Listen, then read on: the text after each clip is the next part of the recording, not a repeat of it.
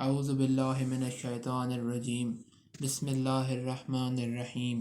الحمد للہ الذی جعلنا من المتمسکین بولایت امیر المؤمنین علی ابن ابی طالب علیہ السلام اللہم صلی علی محمد وآل محمد وعجل فرجہم۔ السلام علیکم یا علی علیہ السلام مدد مومنین۔ آج میں نے نہج البلاغہ سے خطبہ نمبر 1 کا دوسرا حصہ لیا ہے جو آپ کے پیش خدمت ہے۔ خطبہ نمبر 1 کا دوسرا حصہ آدم علیہ السلام کی تخلیق کے بارے میں فرمایا۔ پھر اللہ نے سخت و نرم اور شیریں اور شورہ زار زمین سے مٹی جمع کی، اسے پانی سے اتنا بھگویا کہ وہ صاف ہو کر نتھر گئی، اور تری سے اتنا گوندھا کہ اس میں لس پیدا ہو گیا، اور اس میں سے ایک ایسی صورت بنائی جس میں موڑ ہیں اور جوڑ، اعضاء ہیں اور مختلف حصے، اسے یہاں تک سکھایا کہ وہ خود تھم سکی، اور اتنا سخت کیا کہ وہ کھنکھنانے لگی، ایک وقت معین اور مدت معلوم تک اسے یوں ہی رہنے دیا۔ پھر اس میں روح پھونکی تو وہ ایسے انسان کی صورت میں کھڑی ہو گئی جو قوائے ذہنی کو حرکت دینے والا، فکری حرکات سے تصرف کرنے والا، اعضاء و جوارح سے خدمت لینے والا اور ہاتھ پیروں کو چلانے والا ہے، اور ایسی شناخت کا مالک ہے جس سے حق و باطل میں تمیز کرتا ہے، اور مختلف مزوں، بوؤں، رنگوں اور جنسوں میں فرق کرتا ہے، خود درنگا کی مٹی اور ملتی جلتی ہوئی موافق چیزوں اور مخالف ضدوں اور متضاد خلطوں سے اس کا خمیر ہوا یعنی گرمی، سردی، تری و خشکی کا پیکر ہے۔ پھر اللہ نے فرشتوں سے چاہا کہ وہ اس کی سونپی ہوئی ودیعت ادا کریں اور اس کے پیمان وصیت کو پورا کریں، جو سید آدم کے حکم کو تسلیم کرنے اور اس کی بزرگی کے سامنے تواضع و فروتنی کے لیے تھا۔ اس لیے اللہ نے کہا کہ آدم کو سجدہ کرو، ابلیس کے سوا سب نے سجدہ کیا، اسے مصیبت نے گھیر لیا، بدبختی اس پر چھا گئی۔ آگ سے پیدا ہونے کی وجہ سے اپنے بزرگ و برتر سمجھا اور کھنکھناتی ہوئی مٹی کی مخلوق کو ذلیل جانا۔ پھر اللہ نے اسے مہلت دی تاکہ وہ پوری طور پر غضب کا مستحق بن جائے اور بنی آدم کی آزمائش پایہ تکمیل تک پہنچنے اور وعدہ پورا ہو جائے۔ چنانچہ اللہ نے اسے کہا کہ تجھے وقت معین کے دن تک کی مہلت ہے۔ پھر اللہ نے آدم کو ایسے گھر میں ٹھہرایا جہاں ان کی زندگی کو خوشگوار رکھا، انہیں شیطان اور اس کی عداوت سے بھی ہوشیار کر دیا، لیکن ان کے دشمن نے ان کے جنت میں ٹھہرنے اور نیکوکاروں میں مل جل کر رہنے پر حسد کیا، اور آخرکار انہیں فریب دے دیا۔ آدم نے یقین کو شک اور ارادے کے استحکام کو کمزوری کے ہاتھوں بیچ ڈالا، مسرت کو خوف سے بدل دیا، اور فریب خوردگی کی وجہ سے ندامت اٹھائی۔ پھر اللہ نے آدم کے لیے توبہ کی گنجائش رکھی، انہیں رحمت کے کلمے سکھائے، جنت میں دوبارہ پہنچانے کا ان سے وعدہ کیا، اور انہیں دار ابتلاء و محون افزائش نسل میں اتار دیا۔ اللہ سبحانہ نے ان کی اولاد سے انبیاء چنے، وحی پر ان سے عہدہ و پیمان لیا، تبلیغ رسالت کا انہیں امین بنایا، جبکہ اکثر لوگوں نے اللہ کا عہد بدل دیا تھا، چنانچہ وہ اس کے حق سے بے خبر ہو گئے اور ان کو اس کا شریک بنا ڈالا۔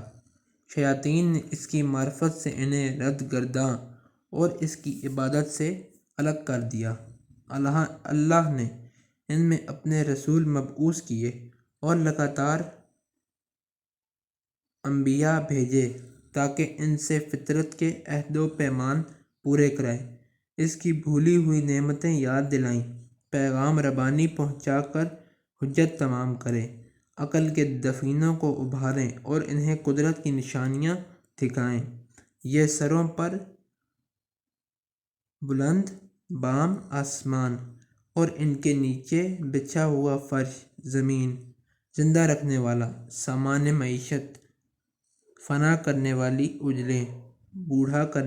بوڑھا کر دینے والی بیماریاں اور پے در پے آنے والے حادثات۔ اللہ سبحانہ نے اپنی مخلوق کو بغیر کسی فرستادہ پیغمبر یا آسانی کتاب یا دلیل قطعی یا طریق روشن کے کبھی یوں ہی نہیں چھوڑا۔ ایسے رسول جنہیں تعداد کی کمی اور جھٹلانے والوں کی کثرت درماندہ اور عاجز نہیں کرتی تھی۔ ان میں کوئی سابق تھا جس نے بعد میں آنے والے کا نام و نشان بتایا، کوئی بعد میں آیا کہ جسے پہلا پہچانوا چکا تھا۔ اسی طرح مدتیں گزر گئیں، زمانے بیت گئے، باپ داداؤں کی جگہ پر ان کی اولادیں بس گئیں، یہاں تک کہ اللہ سبحانہ نے ایفائے عہد اور تمام نبوت کے لیے محمد صلی اللہ علیہ وآلہ وسلم کو مبعوث کیا، جن کے متعلق نبیوں سے عہد و پیمان لیا جا چکا تھا۔ ان کی علامات ظہور مشہور محل ولادت مبارک کو مسعود تھا۔ اس وقت زمین پر بسنے والوں کے مسلک جدا جدا، خواہشیں متفرق و پراگندہ اور راہیں الگ الگ تھیں، یوں کہ کچھ اللہ کو مخلوق سے تشبیہ دیتے، کچھ اس کے ناموں کو بگاڑ دیتے، کچھ اسے چھوڑ کر اوروں کی طرف اشارہ کرتے تھے۔ خداوند عالم نے آپ کی وجہ سے انہیں گمراہی سے ہدایت کی راہ پر لگایا اور آپ کے وجود سے انہیں جہالت سے چھڑایا۔ پھر اللہ سبحانہ نے محمد صلی اللہ علیہ وآلہ وسلم کو اپنے لقاد و قرب کے لیے چنا، اپنے خاص انعامات آپ کے لیے پسند فرمائے اور دار دنیا کی بود و باش سے آپ کو بلند تر سمجھا اور زحمتوں سے گھری ہوئی جگہ سے آپ کے رخ کو موڑا اور دنیا سے باعزت آپ کو اٹھا لیا۔ حضرت تم میں اس طرح کی چیز چھوڑ گئے جو انبیاء اپنی امتوں میں چھوڑتے چلے آئے تھے، اس لیے کہ وہ طریق واضح، نشان محکم قائم کے بغیر یوں ہی بے قید و بند انہیں نہیں چھوڑتے تھے۔ پیغمبر نے تمہارے پروردگار کی کتاب تم میں چھوڑی ہے اسی حالت میں کہ انہوں نے کتاب کے حلال و حرام، واجبات و مستحبات، ناسخ و منسوخ، رخص و عزائم، خاص و عام، امر و امثال، مقید و مطلق، محکم و متشابہ کو واضح طور سے بیان کر دیا، مجمل آیتوں کی تفسیر کر دی، اس کے گھتیوں کو سلجھا دیا۔ اس میں کچھ آیتیں وہ ہیں جن کے جاننے کی پابندی عائد کی گئی ہے اور کچھ وہ ہیں اگر اس کے بندے ان سے ناواقف رہیں تو مضائقہ نہیں۔ کچھ احکام ایسے ہیں کہ جن کا وجوب کتاب سے ثابت ہے اور حدیث سے ان کے منسوخ ہونے کا پتہ چلتا ہے، اور کچھ احکام ایسے ہیں جن پر عمل کرنا حدیث کی روح سے واجب ہے لیکن کتاب میں ان کے ترک کی اجازت ہے۔ اس کتاب میں بعض واجبات ایسے ہیں جن کا وجوب وقت سے وابستہ ہے اور زمانہ آئندہ میں ان کا وجوب برطرف ہو جاتا ہے۔ قرآن کے محرمات میں بھی تفریق ہے، کچھ کبیرہ ہیں جن کے لیے آتش جہنم کی دھمکیاں ہیں اور کچھ صغیرہ مغفرت کی توقعات پیدا کیے ہیں۔ کچھ اعمال ایسے ہیں جن کا تھوڑا سا حصہ بھی مقبول ہے اور زیادہ سے زیادہ اضافے کی گنجائش رکھی ہے۔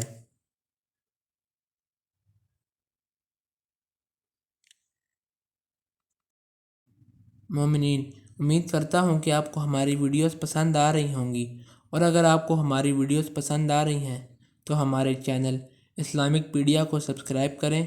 ہماری ویڈیوز کو لائک کریں اور شیئر کریں۔ اللہ آپ کا حامی و ناصر ہو۔ الہی آمین۔